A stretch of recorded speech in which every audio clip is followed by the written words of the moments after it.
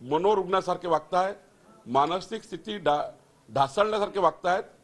मला वाटतं त्यांना लवकरच एखाद्या हॉस्पिटलमध्ये नेण्याची गरज आहे। परिवाराने त्याची दखल घेतली पाहिजे।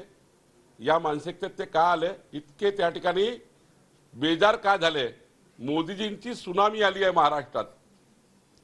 ही सुनामी महाविकास आघाडीला वादळासारखी सुनामी, हे महाविकास आघाडीचे जेवढे झाडाचे पत्ते आहेत हे त्या ठिकाणी उडल्याशिवाय राहत नाही। मोदीची सुनामी महाराष्ट्रात आहे।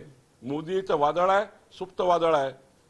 महाविकास आघाडी हरण्याच्या मूळमध्ये गेली आहे। म्हणून उद्धव ठाकरेंना त्या ठिकाणी देवेंद्र फडणवीसजी हे संताजी धनासारखे दिसत आहे। उद्धव ठाकरे म्हणाले की देवेंद्र फडणवीस सांगितले होते की आदित्य ठाकरेला मुख्यमंत्री करणार आणि मी केंद्रामध्ये अर्थमंत्री बनणार असं देखील त्यांनी सांगितलं। उद्धव ठाकरे हे काही बोलायला शिल्लक नसल्यामुळे 2.5 वर्ष मुख्यमंत्री पदाच्या कार्यकाळात काय केलं हे जनतेसमोर मांडण्याचा वेळ असल्यामुळे ते न मांडता निष्क्रिय मुख्यमंत्री म्हणून जे काम झालं आहे जनतेसमोर काय सांगणार? मग असे काही काही शोधून काढायच्या युक्त्या देवेंद्रजीला त्या ठिकाणी त्यांना कधी अमित भाईला, कधी देवेंद्रजींना, कधी मोदीजींना काय गरज आहे? आदित्य ठाकरेंना कधी कोणी मुख्यमंत्री केलं नसतं, मुख्यमंत्री का मंत्री केलं नसतं कोणी। काय लायकी आहे?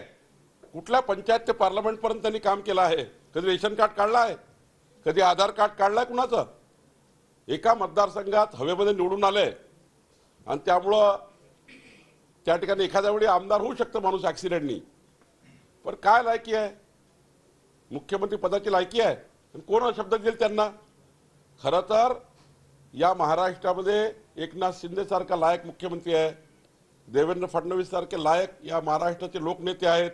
आणि त्यामुळं मला असं वाटतं जेव्हा विकासावर बोलता येत नाही, जेव्हा जनतेला कन्व्हिन्स करून मतं घेता येत नाही, तेव्हा जनतेला कन्फ्यूज करून तो दिवस काढायचा आणि त्याला कोणतरी स्क्रिप्ट लिहून देतं तेवढंच वाचायचं आणि मीडियाने दिवसभर चालवायचं, हाच उपक्रम आहे। या महाराष्ट्राच्या 14 कोटी जनतेच्या विकासाबद्दलचा कुठलाही अजेंडा महाविकास आघाडीकडे नाही।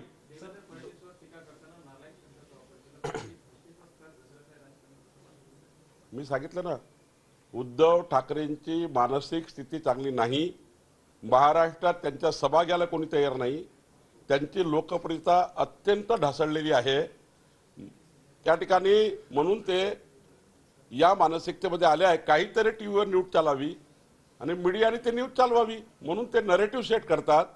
आता लोक कंटाळले आहे, लोकांना डेव्हलपमेंट पाहिजे आहे, शेतकरी शेतमजुरांना त्या ठिकाणी पुढे नेण्याची भूमिका पाहिजे आहे, बेरोजगारांना काम असलं पाहिजे। या भूमिकेतनं महाराष्ट्र समोर जातो आहे। विकसित महाराष्ट्र, विकसित भारताकरता लोकांचा कल गेलेला आहे आणि म्हणून लोक मोदींच्या मागे उभे आहेत। काहीतरी युक्त्या करून मीडियाचा स्पेस घेणे आणि जनतेला कन्फ्यूज करणे असा हा पूर्ण उठाठेव आहे।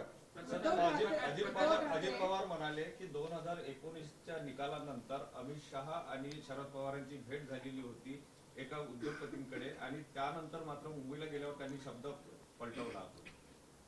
आता त्याबद्दलचं अजितदादांनी सांगितल्यानंतर मी त्यावर योग्य काही आता वारंवार त्या विषयावर महाराष्ट्राच्या जनतेला विकास पाहिजे आहे।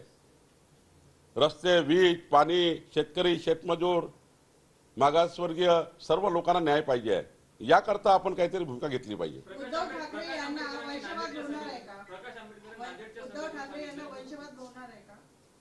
भोवलाच आहे। आदित्यना मंत्री केलं,